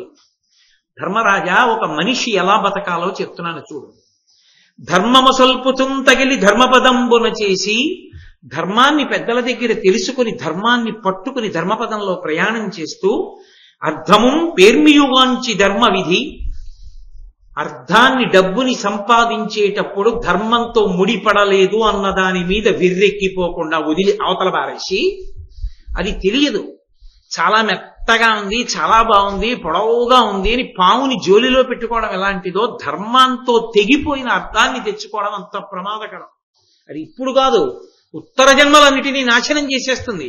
తెలియక అది ఏదో సంతోషం అనుకుంటారు ధర్మరాజా. కాబట్టి ధర్మమునందు నిలబడి అర్థమును ధర్మంతో ముడివేసి ధర్మబద్ధమైన అర్థాన్ని సంపాదించి ధర్మబద్ధంగా ఖర్చు పెట్టి పిండిలి అయి పెళ్లి చేసుకుని, ఏదో నాకు వైరాగ్యం అండి, అది విన్నానండి, ఇది విన్నానండి అని పెళ్లి చేసుకోని వాడు తాను పాడైపోవడం కాదు, తన పితృదేవతలు కూడా పాడైపోతారు. అగస్త్యుడంతటి వాడు పెళ్లి చేసుకున్నాడు.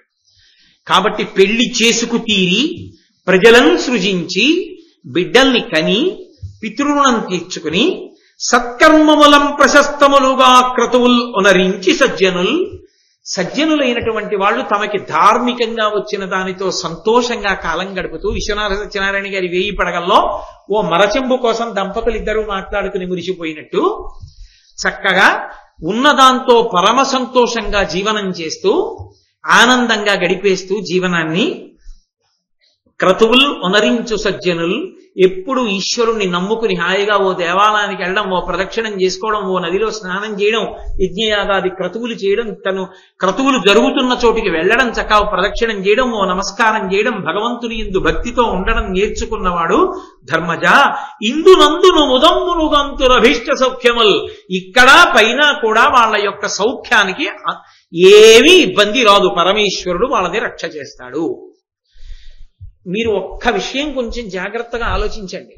నేను అన్న మాటని మీరు తొందరపడిపోయి ఇప్పుడే జవాబు చెప్పకండి. నేను మీతో ఒక్క మాట చెప్తాను, కొంచెం ఆలోచించండి. సౌఖ్యము అన్న మాటకి అర్థము ఇది ఉంటే సౌఖ్యము అని చెప్పడం లోకంలో ఎప్పుడూ సాధ్యం కాదు. ఎందుకో తెలుసా?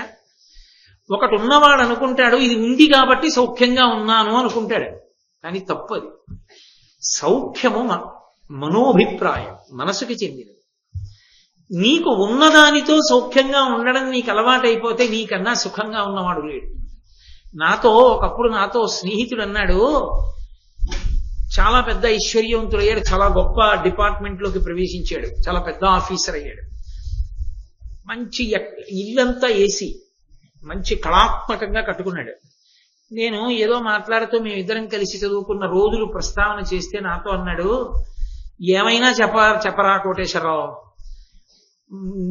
నువ్వు కలిసి చదువుకున్న రోజుల్లో మాకేం ఉండేది కాదు కదూ, 2 గదులు ఇల్లేగా మాకు. 2 గదుల ఇంట్లో మాకు సీలింగ్ ఫ్యాన్ కొనుక్కోవడానికి డబ్బులు లేకపోతే టేబుల్ ఫ్యాన్ ఉండేది.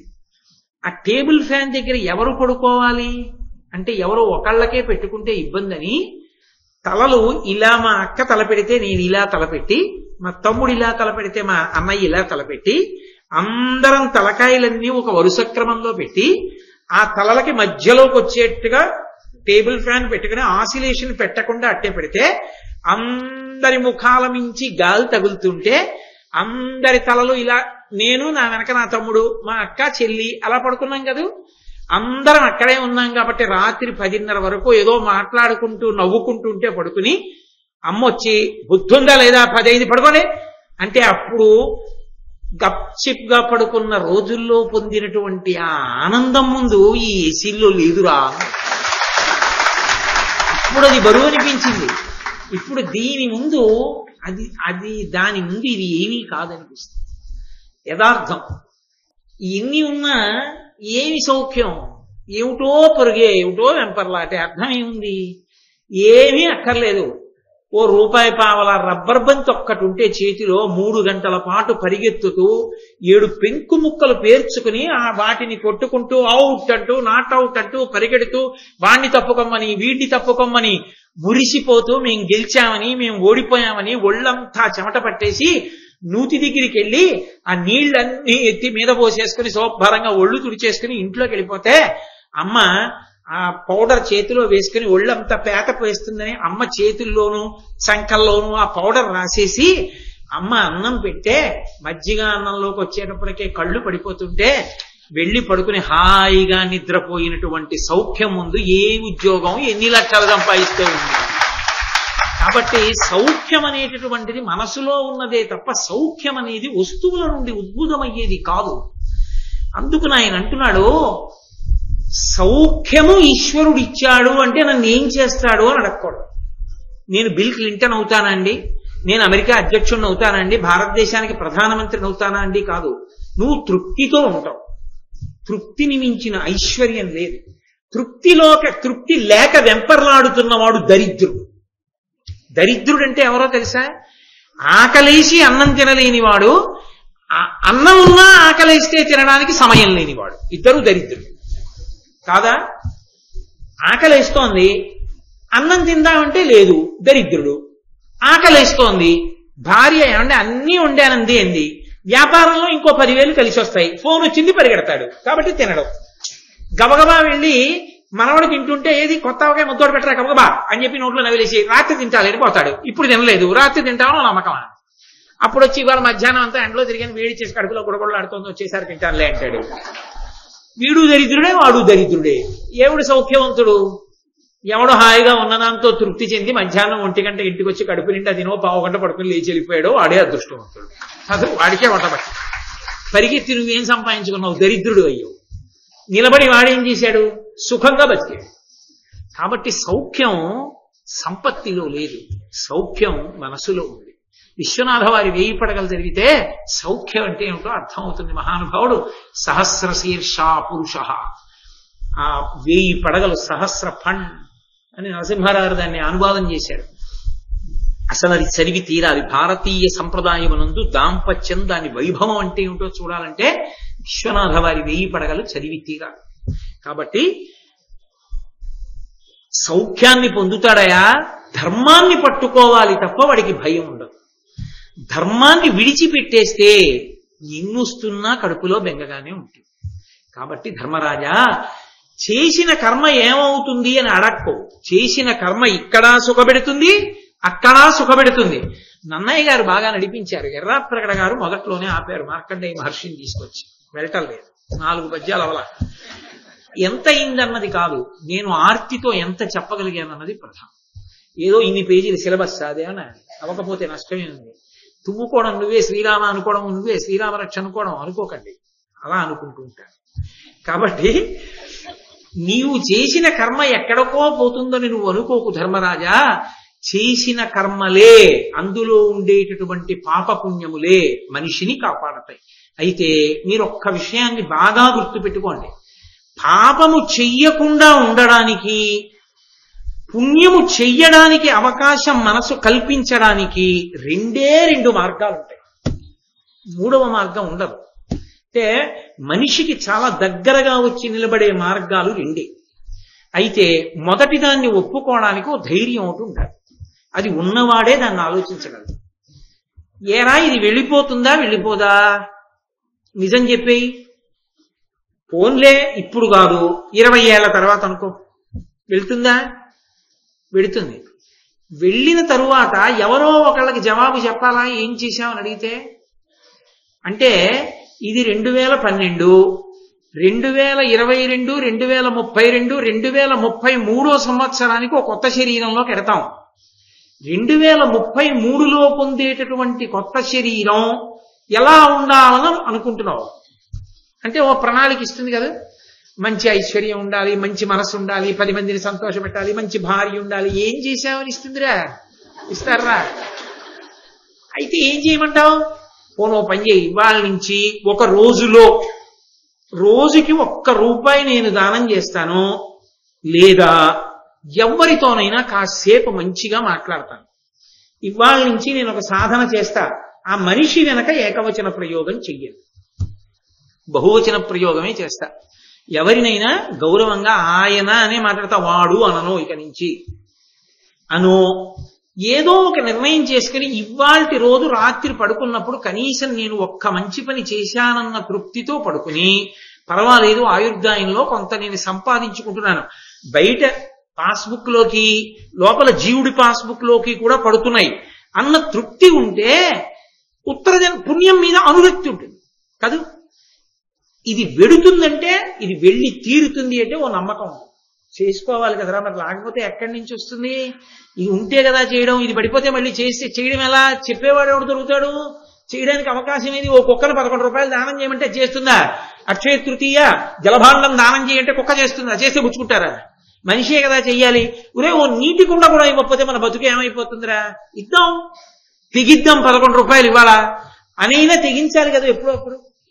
కాబట్టి జీవుడి కోసం తెగించి పుణ్యం చేయడం మొదలు పెట్టాలి అంటే ఒకటి తన శరీరము యొక్క అశాశ్వతత్వమును విచారణ చేస్తుంటాడు. అందుకు శంకరాచార్యుల వారికి చికాకు వచ్చింది ఒకసారి.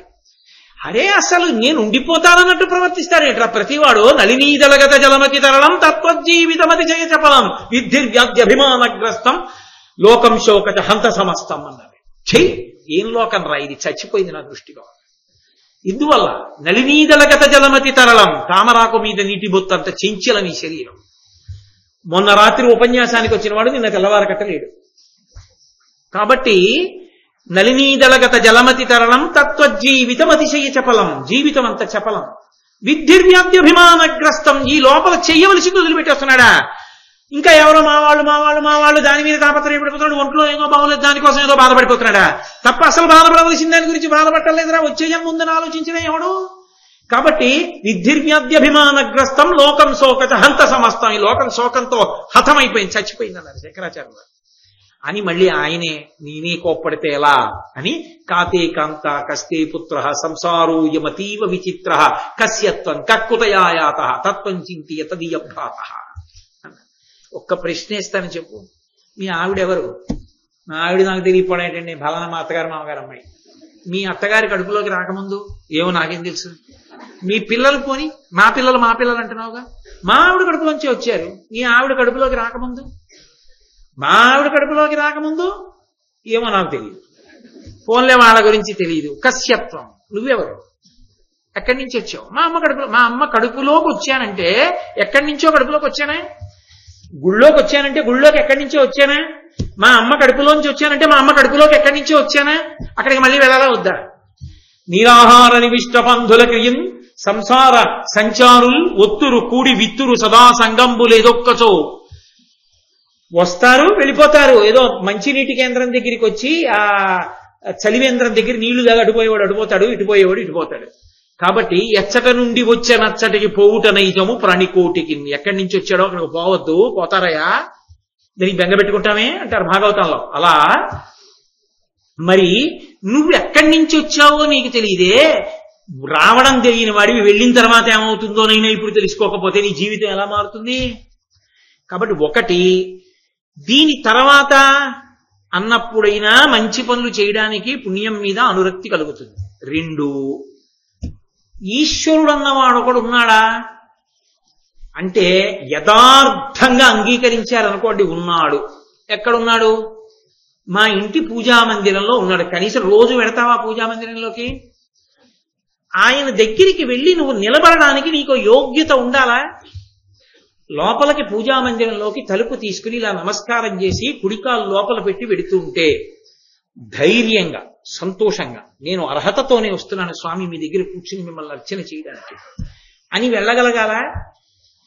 ఆయన ఒకలా బ్రతకమన్నాడు, నువ్వు అలా బ్రతకట్లేదని తెలుసు. నిన్ననేం చేసావో నీకు తెలుసు. నీ చెప్పక్కర్లేదు, నేను మీకు చెప్పక్కర్లేదు, మీరు నాకు చెప్పక్కర్లేదు. నాది నాకు తెలుసు, మీది మీకు తెలుసు కదా.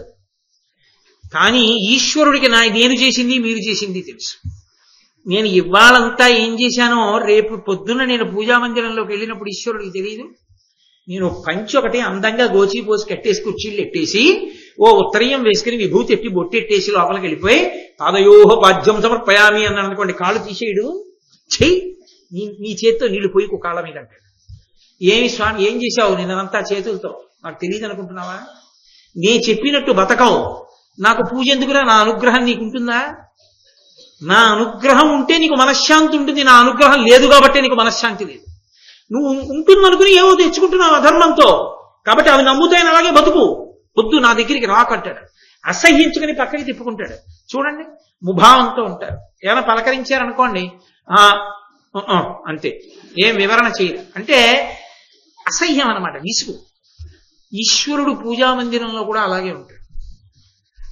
వీడు లోపలికి వెళ్ళేటప్పటికి రారా రారా రారా రారా రే నేను చెప్పినట్టు ఎంత తాపత్రయపడుతున్నావు అని నన్ను ఏం చేసావు నాకు తెలుసు, దా పోయి కాళ్ళ మీద పోసుకో అని ఆ కాళ్ళ మీద పోసిన నీళ్లు తీసి ఇలా తల మీద పోసుకో, లోపలికి పుచ్చుకో, నేనున్నాను రా నీకు అన్నాడు అనుకోండి, మీకు ఇంకేం కావాలి?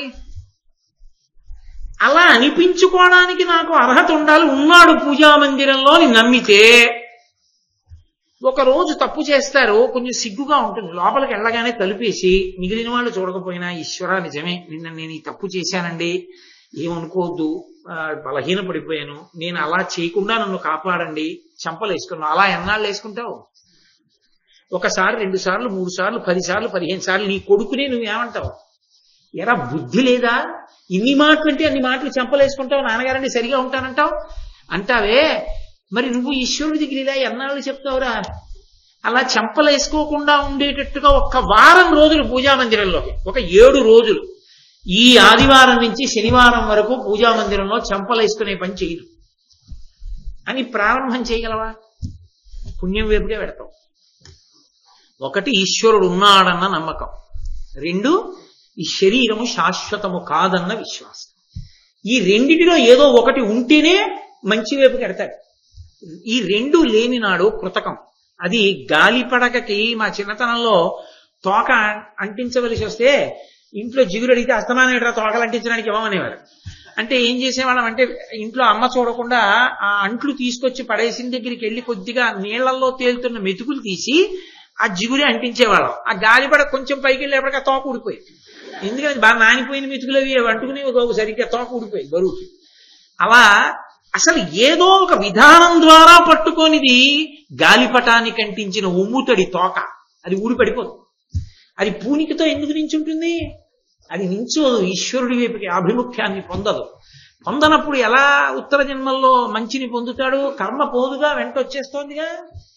కాబట్టి ఆ రెండు మార్గములు అని చెప్తుంది వేదాంతం. ఆ రెండిటి ద్వారా ప్రయత్నం చేయి. మార్కండేయ మహర్షిగా నేను భారతంలోంచి కాదు, కానీ ఆయన ప్రతిపాదనగానే స్వీకరిస్తున్నాను. ఎందుకంటే కర్మ వచ్చి తీరుతుంది అని ఉంది కాబట్టి. కాబట్టి ధర్మరాజా ధర్మాన్ని పట్టుకుంటే ఎందుకు ఇలా అయిపోయానో, ఆయన ఎందుకు అలా అయిపోయాడన్న ప్రశ్న లేదు. ఇప్పుడు నీకు అర్థమైందా? నువ్వే సుఖంగా ఉన్నావు, ఉంటావు కూడా, ఇక్కడే కాదు అక్కడ కూడా. అలా ఉన్నప్పుడు నీకేమిటి బెంగ? ఇంకా ఇక్కడున్న సుఖం అక్కడున్న సుఖం. కొందరు చూడండి, ఓ కొడుకు కాకినాడలో ఉన్నాడు, ఓ కొడుకు హైదరాబాద్లో ఉన్నాడు. ఓ 6 నెలలు ఈ కొడుకు దగ్గర ఉంటాడు, ఒక 6 నెలలు హైదరాబాద్లో ఉంటాడు. హైదరాబాద్లో ఉండి కాకినాడ కొడుకు మీద నేరాలు, కాకినాడ కొడుకు దగ్గర ఉంటే హైదరాబాద్లో కొడుకు మీద నేరాలు చెప్తే ప్రమాదం తప్ప. నా అదృష్టం అండి, కాకినాడ కొడుకు దగ్గరికి వెడితే పొంగిపోతాడు వాడు, హైదరాబాద్ కొడుకు దగ్గర ఉంటే పొంగిపోతాడు వీడు. నాన్నగారండి వెళ్ళొద్దంటాడు వీడు, నాన్నగారండి వెళ్ళొద్దంటాడు వాడు. ఇద్దరూ ఒకలాంటి కొడుకులే. ఒక్కడికైనా ప్రేమ తక్కువ ఉంటే బాగుండేది, ఒక్కడికి ప్రేమ తక్కువ లేదు. అందులో 6 నెలలు ఇక్కడ 6 నెలలు అక్కడ ఉంటున్నానండి అంటాడు. ఇక్కడైనా సుఖమే అక్కడైనా సుఖమే. ధర్మం పట్టుకుంటే నీకు ఇంకేం కావాలి? అది వదిలేసి ఇంకా బెంగెందుకు అసలు? అది వదిలేసి ఏమైపోతుందో ఎందుకు? ఇది వదిలేసినా సుఖమే. హాయిగా ఇంతకన్నా అద్భుతమైన లోకంలో విహారం చేస్తావు. ఒకవేళ ఇక్కడున్న సుఖమే, ధర్మమే పట్టుకున్నావు, ఈశ్వరుడి యొక్క రక్షణ ఉంది కాబట్టి ధర్మం పట్టుకుని సుఖపడతావా? ధర్మం వదిలేసి ఇక్కడ అక్కడ కూడా చెడిపోతావా సుఖంగా ఉన్నాను అనుకుని? రామకృష్ణ పరమహంస అంటారు, ఉంటే నేను చాలా బాగుంది, నాకు ఏదో నవిలేస్తున్నాను నేను అనుకుని ఆ బ్రహ్మదండి ముళ్ళ కంప దగ్గరికి వెళ్ళి ఇంతంత ముళ్ళు తేరుంటాయి, దానికి దవడలు వేలాడతాయి, నవ్వుతుంది. అవి ఇలా పళ్ళల్లో గుచ్చుకునే రక్తం కారుతుంటే దానికి ఏదో చమ్మగా ఉన్నట్టు అనిపించి కొరుకుతూ ఉంటుంది. ఆఖరణ తీసేశాక విపరీతమైన పోటు వస్తుంది. చూడండి, గోకినప్పుడు బాగానే ఉంటుంది, గోకడం వదిలిపెట్టేసిన తర్వాత గోళ్లు తగిలి నెత్తురు పైకి వస్తుంది, కండూతి అంటారు. అలా ఆ ఒంటికి ఆ ముళ్ళు కొరుకుతున్నప్పుడు బాగుంటుంది, ఆపేసిన తర్వాత నెత్తురు కనపడుతుంది పొదల మీద. అది అనుకుంటుంది, చిచి ఇక ఈ పొదల జోలికి వెళ్ళకూడదు, ఏమిటి అనుభవించాను, ఈ ముళ్ళు కొరికి బాగుందనుకున్నాను, ఎంత నెత్తురు పోయిందో, పొదల మీద ఎంత రక్తం పడిందో, ఇక కొరకను, ఎంత నొప్పుడుతున్నాయో దవడలని పడుకుంటుంది. మర్నాటి పొద్దునికి దాని అదృష్టం ఏంటంటే ఆ దవడలని మామూలుగా అయిపోతుంది. కాసేపు మళ్ళీ కొరుకుతామని మళ్ళీ మొదలెడు. అధర్మము చేత సుఖపడతాననుకున్న వాడికి ఒక వ్యామోహం కలుగుతుంది. ఇన్ని రకాలుగా ఇన్ని తెస్తున్నాను కదా, నాకు ఎందుకు సుఖం ఉండదు అనుకుంటాడు. ఈశ్వరానుగ్రహం అన్నది ఒక్కట్లేదు కాబట్టి ఎన్ని ఉన్నా ఏడవడానికి ఒక కారణం ఉంటుంది. ధర్మం ఒక్కటి ఉంది, ఎన్ని లేవని ఊళ్ళో వాళ్ళు అనుకున్నా నువ్వు సంతోషించడానికో కారణం ఉంటుంది. ఎప్పుడూ సంతోషంగా ఉండడానికి కారణాలు ఉంటాయి.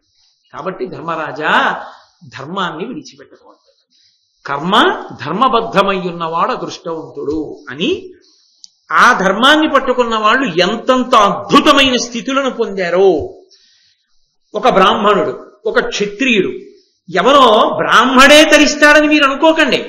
ధర్మరాజా, ఒక బ్రాహ్మణుడు ఏ స్థితిని పొందాడో, ఒక క్షత్రియుడు ఏ స్థితిని పొందాడో, ఆ ధర్మాన్ని పట్టుకున్న వాళ్ళు ఎవరెవరు ఎటువంటి స్థితులు పొందారో నీకు చెప్తా. యుగాల్లో ఇన్ని చూశాను కాబట్టి. ఇదే కాదు, ప్రళయం ఎలా ఉంటుందో కూడా నీకు చెప్తాను, విను అని మొదలుపెట్టాడు మార్కండేయ మహర్షి. ద్రౌపదీదేవి వచ్చింది బయటికి.